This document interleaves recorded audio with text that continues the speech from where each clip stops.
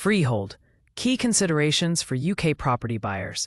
So you're thinking of buying a freehold property in the UK? Nice. But hold on, before you jump in with both feet and get swept up in the excitement of owning the land, let's unpack this.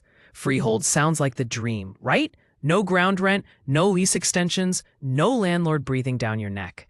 But it's not always sunshine and roses. Let me tell you what I've seen out in the field, and trust me, I've seen a lot. Freehold means freedom. Well, sort of. Freehold does mean you own the building and the land it sits on. Forever. It's yours until you sell it, gift it, or pass it down. Sounds great? It is, on paper. But here's the kicker. People think freehold is always better than leasehold. Not necessarily. For example, I had a client, let's call her Sarah, who bought a cute Victorian terrace in Kent. Freehold, charming garden, the works. She thought she dodged all the leasehold headaches. Fast forward 6 months. Roof repairs, massive ones. And guess who had to fork out the full amount? Yep, Sarah. Because unlike a leasehold flat where the cost of structural repairs is usually shared via a service charge, a freehold house is all on you. That old saying, with great power comes great responsibility. Oh, and what about maintenance? Let me throw in a classic from my own early days as a junior negotiator in Hackney. A young couple bought a freehold maisonette. Split level, looked like a flat, but technically freehold. They were thrilled, until the boiler packed in. But wait, it was in a shared space. Who fixes it? Who pays? No one had an answer, because it turns out this wasn't a clean freehold. It was what we call a flying freehold. Sounds fancy, right? But it means parts of your property, like the floor or roof, might sit over or under someone else's. And if it's not properly documented, mortgage lenders panic. Legal chaos ensues. So, always, get a solicitor who knows how to sniff out weird titles. New build freeholds, a modern headache. Now here's a spicy one. Have you heard of fleasehold? Yep, that's a thing. Imagine this. You buy a shiny new freehold house on a big developer estate. You're buzzing.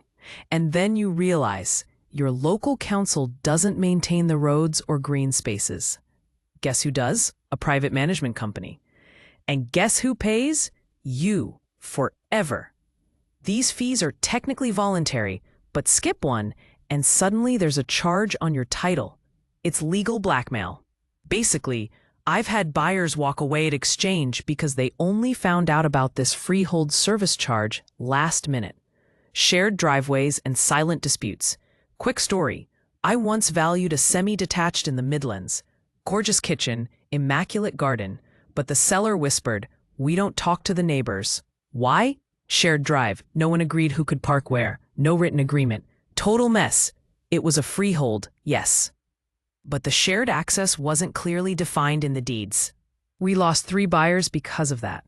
So, moral of the story? Even with a freehold, check for shared access, boundaries, or private roads. If it's not crystal clear, be prepared for drama, rural dreams, and septic realities.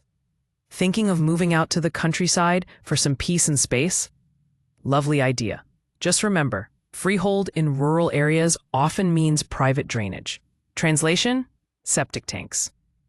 And those beauties need emptying, inspecting, and occasionally replacing. It's not cheap. Oh, and there are new 2020 Environment Agency rules about discharges. If it fails inspection, that's your problem. I had a deal fall through in Wiltshire when the buyer found out the tank was non-compliant and the seller refused to reduce the price. Lenders and legalities. Here's a little nugget you might not know. Some lenders get twitchy with unusual freeholds. Like that flying freehold we mentioned earlier. Or if your freehold includes communal areas without a maintenance plan. A Halifax underwriter once flagged a property I was sure would fly through. Why? The deeds were missing a right-of-way for bins. For bins? We had to get the seller's solicitor to draft an indemnity policy last minute. So, what should you actually do? Here's my quick and dirty checklist for freehold buyers. Ask if it's a standard or flying freehold. Check for any service charges or estate fees, especially in new builds. Clarify who maintains shared areas. driveways, paths. Fences. Make sure all rights of access are documented. Don't assume. Ask your solicitor to explain any restrictions or covenants. If rural, check water, drainage, and access to utilities. And honestly, walk around the neighborhood. Knock on a door if you're bold. Chat to someone who lives nearby. You'll be amazed what you find out over a cuppa.